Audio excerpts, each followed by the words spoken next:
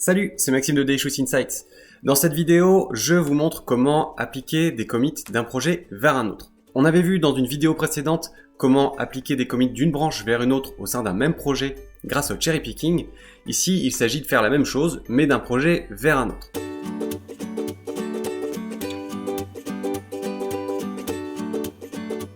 On va voir qu'on peut reporter de deux manières différentes les commits d'un projet vers un autre. La première étant par l'extraction de fichiers sous forme de ce qu'on appelle des patchs, et la deuxième en utilisant quelques petites feintes et le cherry picking. Commençons déjà par voir dans quel contexte est-ce qu'on va avoir besoin de faire un report d'un projet vers un autre. Le contexte, il est généralement le même, c'est qu'on a créé un projet noyau dont on a réalisé des déclinaisons. Et on se retrouve à un moment donné à avoir soit des évolutions du noyau, soit des correctifs au sein des déclinaisons. Et ces évolutions ou ces correctifs, on va vouloir les reporter éventuellement donc vers les autres projets. La première méthode est donc l'utilisation des patchs. L'utilisation des patchs, c'est donc l'extraction des commits qu'on aura choisis sous forme de fichiers qu'on va en général renseigner dans un répertoire qui n'est pas dans le projet courant. Et ensuite, ces fichiers, on va pouvoir les appliquer au sein des projets récipiendaires, donc les projets qui doivent récupérer ces mises à jour ou ces correctifs. Historiquement, il se trouve que ce mécanisme passe donc par une commande qui s'appelle format patch, qui va nous extraire donc, nos commits dans un format un petit peu particulier, qui est par défaut un format qui s'appelle Mbox, et qui était voué initialement donc à l'envoi automatique par email donc de ces correctifs pour pouvoir être appliqués d'ailleurs en extraction automatique par ailleurs.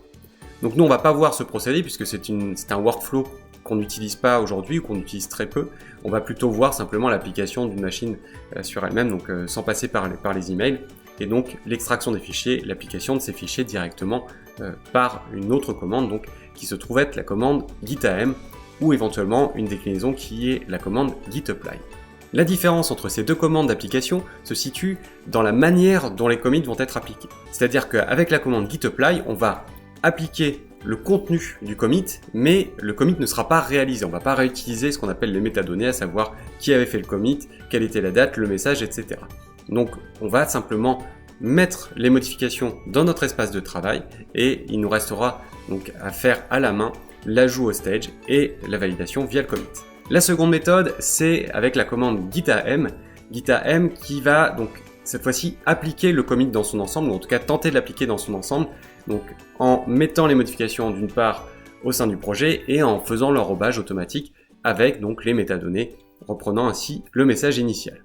Je vais ici me concentrer sur l'utilisation de la commande gitam puisque c'est généralement ce qu'on voudra, à savoir la réutilisation des messages de commit et des contenus pour avoir d'une part une meilleure traçabilité et puis pour s'épargner de refaire le travail qui avait déjà été réalisé de ce côté.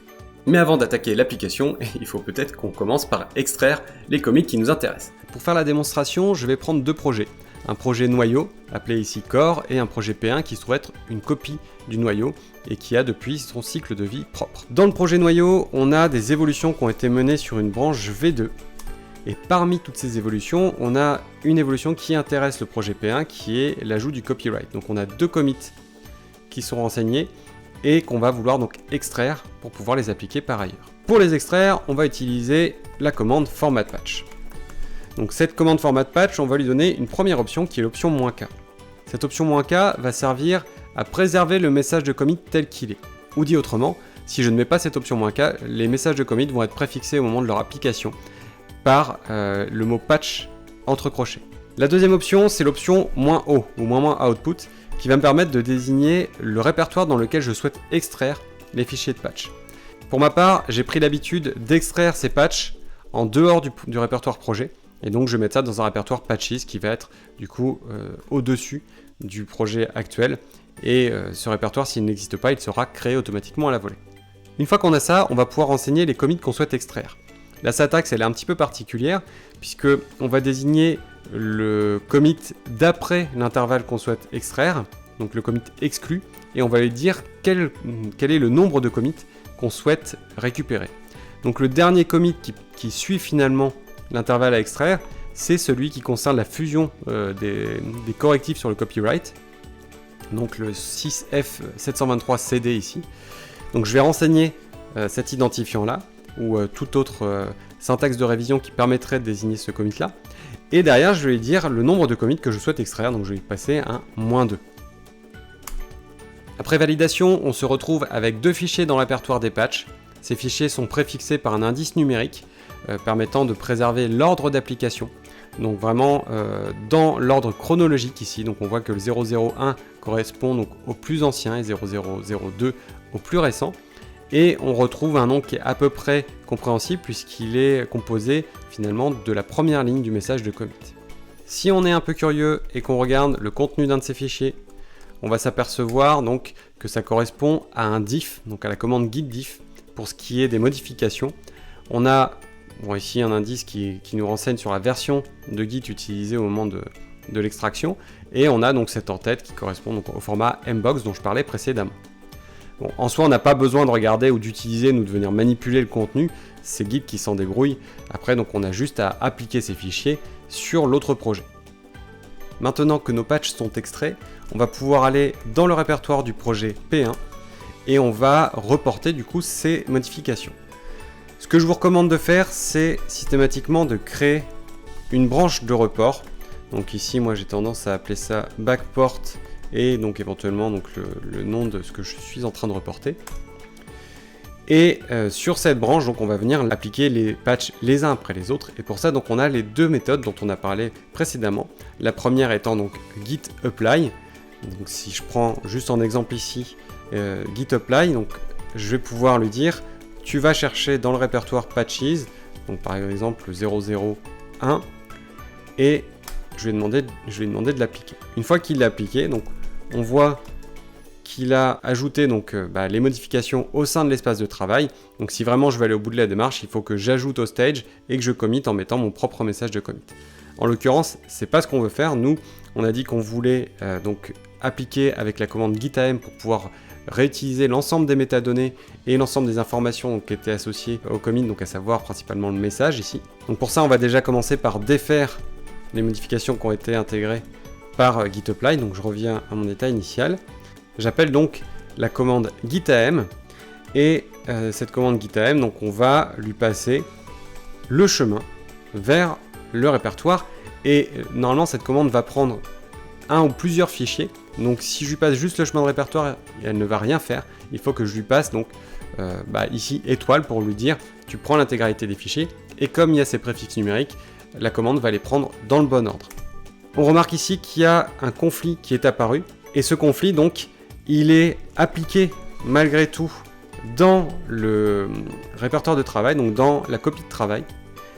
Et ça, c'est un comportement qu'on a uniquement parce que on a une option 3-way qui a été renseignée dans la configuration globale et que je vous encourage très fortement à renseigner également. Car sans ça, on aurait l'information qu'il y a un conflit, mais on n'aurait pas ce fichier marqué both modified, donc on n'aurait pas index.html avec les modifications à arbitrer.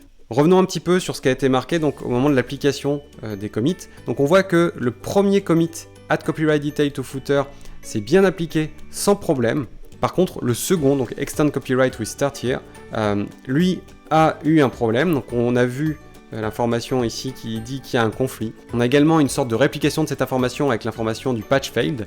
Et on a en plus un indice qui nous dit tu peux faire gitam au moins show current patch égale diff pour obtenir l'information du contenu qui a échoué au moment de l'application. Ensuite, il nous donne la marche à suivre, c'est-à-dire qu'une fois qu'on aura réglé les problèmes, on peut faire un gitam au moins continue. Sinon, si le patch en question là, qui a échoué ne nous intéresse pas, ou si on estime que c'est pas grave et qu'on peut ne pas l'appliquer, on peut faire un gitam moins skip.